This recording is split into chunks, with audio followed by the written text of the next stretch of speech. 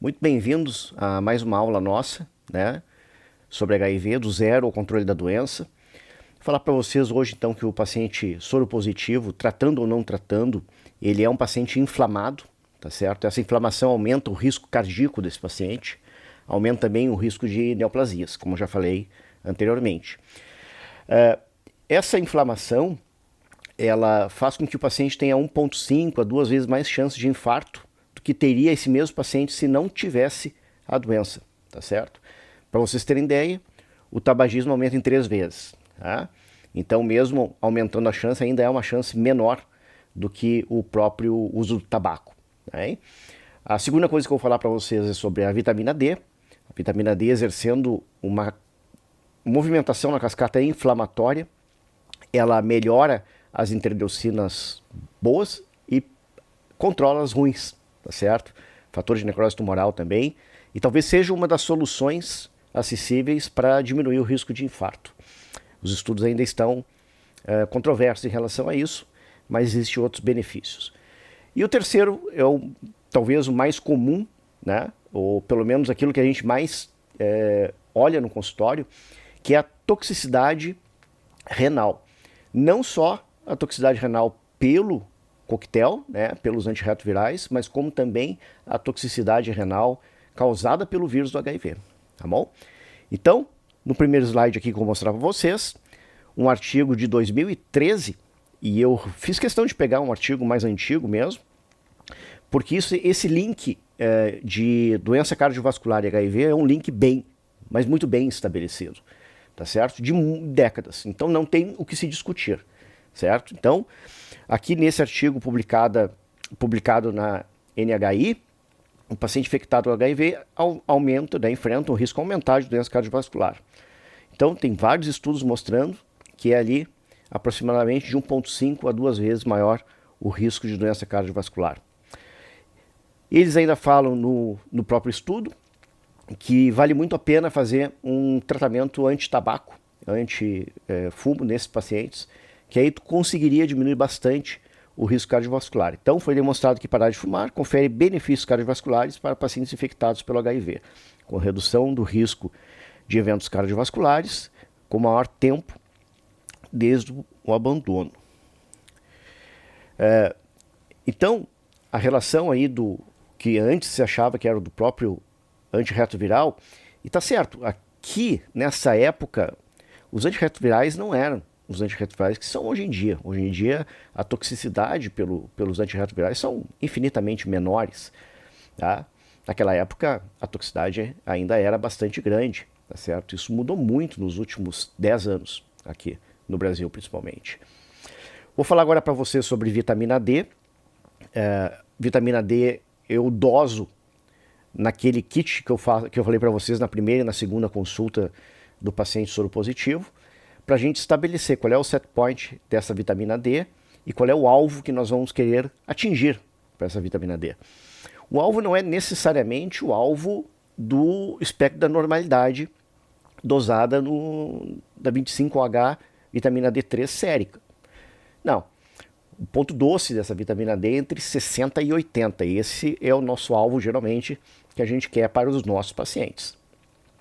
Isso não é possível de se alcançar, né, mesmo aqui no Brasil, onde tem uma incidência solar muito boa, de forma contínua o ano inteiro, sem suplementação. Então vamos dizer, bom, mas talvez uma dosagem de 60 seja o dobro daquela mínima preconizada.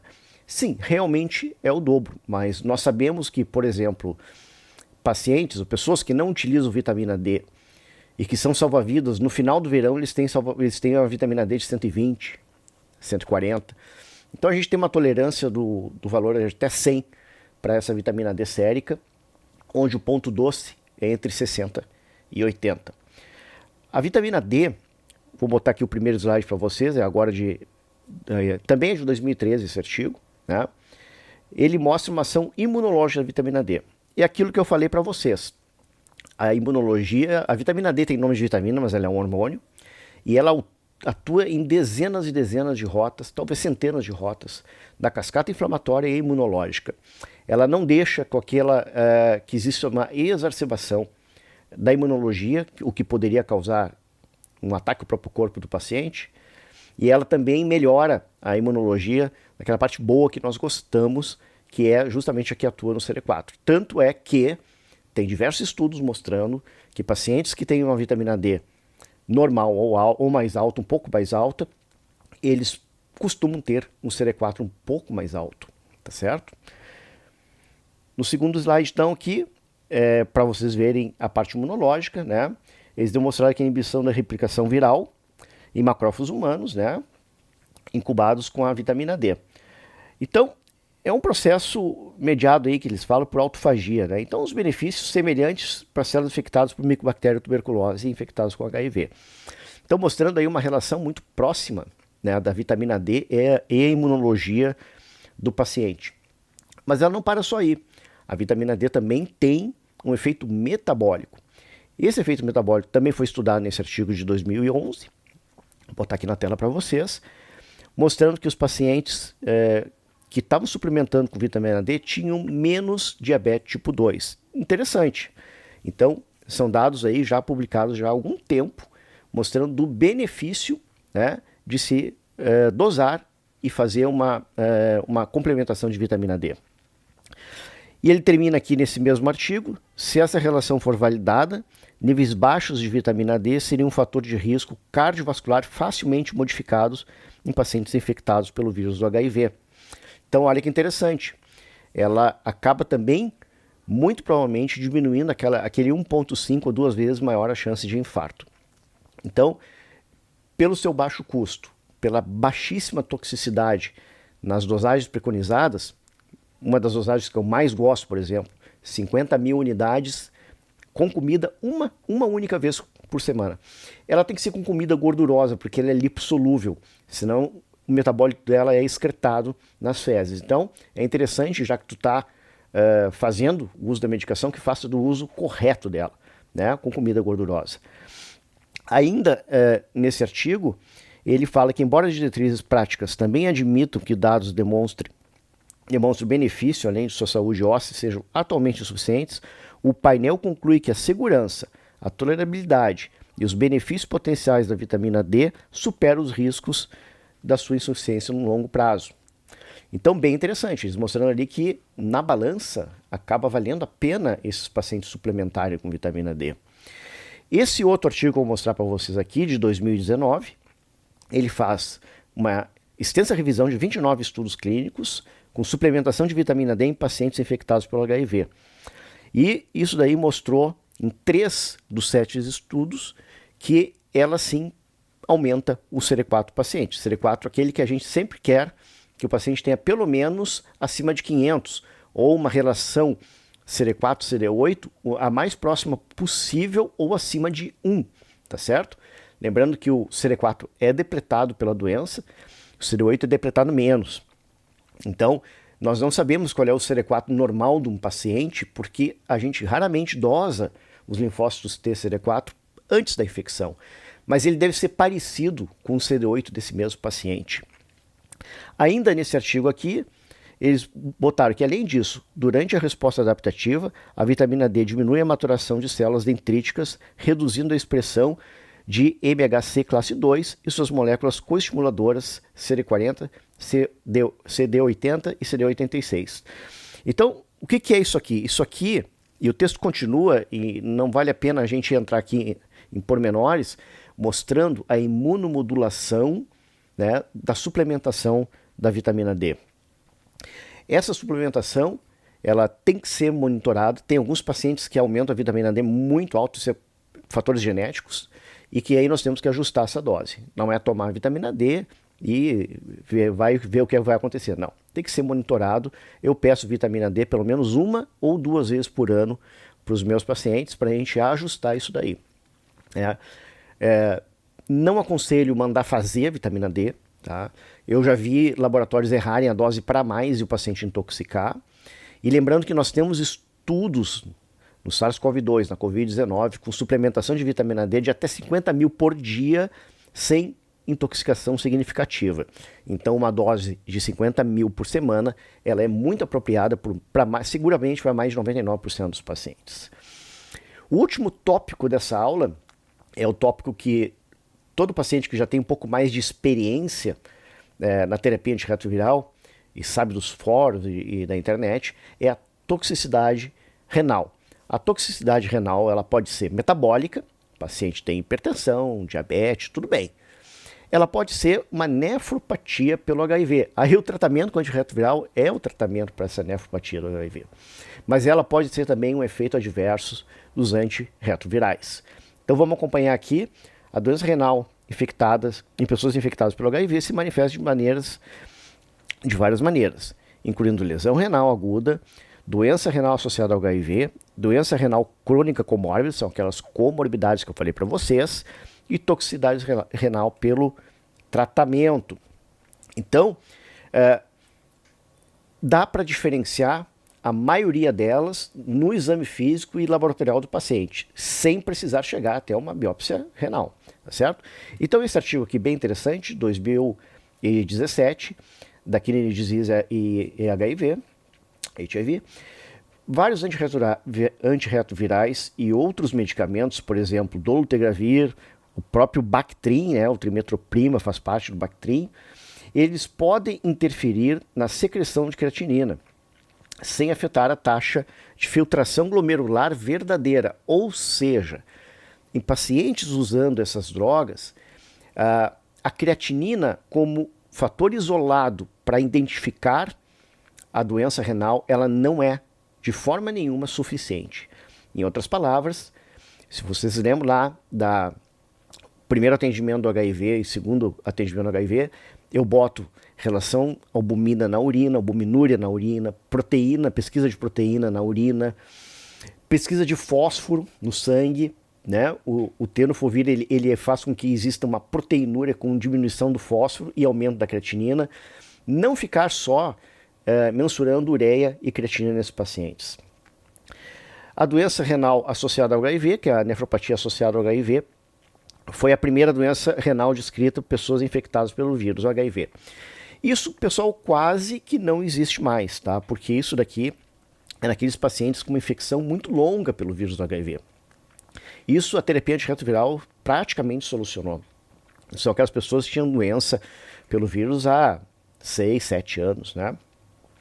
A outra, que é a doença renal por comorbidades, isso a gente vê muito no estilo de vida atual. Um paciente hipertenso, diabético, ele não controlado e acaba tendo perda de função renal, né? O cigarro também pode fazer isso. Então, também é uma coisa já que a gente já tinha uma experiência muito antes, até mesmo do vírus do HIV. Agora, esse slide aqui é extremamente importante, tá? Aí sim é a toxicidade renal relacionada ao tratamento do vírus HIV. Então, os medicamentos antirretrovirais mais fortemente implicados na lesão renal são os inibidores da protease, indinavir e atazanavir. Indinavir a gente não usa mais, atazanavir ainda tem esquemas usando atazanavir, mas aqui está o problema, que é o tenofovir. O nosso tenofovir não é o TAF ainda aqui no Brasil, a gente está falando aqui em 2023. Ele ainda é o tenofovir de primeira geração, ele tem uma toxicidade um pouco maior, tá certo, do que o TAF, que é o tenofovir de segunda geração, e ele sim, em alguns pacientes, ele pode causar essa disfunção renal. E isso tem que ser monitorado com tranquilidade a cada 6 meses, pedindo exame de urina, exame de sangue. Simples assim, não precisa fazer grandes exames laboratoriais. Qualquer laboratório faz esses testes aqui, né? Então os médicos relatam que os casos de doença renal com o uso de indinavir, embora esse medicamento raramente seja mais usado, esses indivíduos podem apresentar cicatriz de nefrite intersticial crônica ou nefropatia obstrutiva. Sim, o indinavir e o saquinavir dava cálculo renal, e esse cálculo renal era terrível, porque as ondas de choque não quebravam ele. Então, por fim, a toxicidade renal, e eu vou botar aqui o slide para vocês, também publicado em 2017, a toxicidade renal relacionada ao tenofovir, que esse daqui sim é a nossa preocupação, é geralmente um diagnóstico clínico. Uma biópsia não é necessária para uma pessoa que está tomando o tenofovir e apresenta lesão tubular renal típica, né, com hipofosfatemia, glicosúria, então glicose na urina, proteinúria e nível elevado de creatinina. Então, naqueles exames que a gente solicita lá na primeira consulta, a gente já tem como base todos esses dados do paciente. E aí é só ir comparando, né, a cada 6 meses, se começar a aparecer hipofosfatemia, proteinúria, nós vamos ter que fazer um switch therapy, uma troca do antirretroviral, substituindo o tenofovir. E aí sim, nós podemos substituir ele por outras drogas, ou dependendo da genotipagem do paciente, se ele não tiver desarquivada nenhuma resistência à lamivudina, como por exemplo uma bastante comum, a M184V, a gente pode fazer a simplificação viral. A simplificação viral é simplesmente deixar a lamivudina com dolutegravir, dolutegravir muito potente, inibidor da integrase, atua no núcleo da célula, e retirar o tenofovir. Essa droga ela já existe, já foi aprovada pela Anvisa e já existe em comprimido único diário no resto do mundo. Está para entrar também no Brasil, tá certo? Agora, se o paciente não tem uma genotipagem, se o paciente não tem sempre uma carga viral zero, digamos assim, indetectável, a gente tem ainda mais duas opções interessantes. Não, nós temos uma opção bem interessante, né, que é usar o darunavir de 800 com o ritonavir mais o dolutegravir, e nós retiramos o tenofovir e mudamos o backbone para o inibidor da protease. Tá? Perfeito. E temos uma segunda opção que não é tão boa, que é sim trocar o tenofovir por abacavir. Eu não gosto muito de usar abacavir, 2 motivos. 3 motivos. Primeiro, ele aumenta muito o número de comprimidos. O paciente ficaria com 5 comprimidos por dia. Tá? São 2 de abacavir, 2 de lamivudina e 1 de dolutegravir. Segundo, ele aumenta, sim, a inflamação cardíaca, digamos assim, ele aumenta os riscos cardiológicos de alguns subgrupos de pacientes, tá certo? E terceiro, existe um subgrupo genético de pacientes, tá, que tem o HLA B5701, que é um gene que faz uma hipersensibilidade ao abacavir. Não usem abacavir sem dosar esse gene antes, porque isso pode levar, inclusive, a risco de óbito do paciente se ele tiver a sua genética, a expressão desse HLA B5701.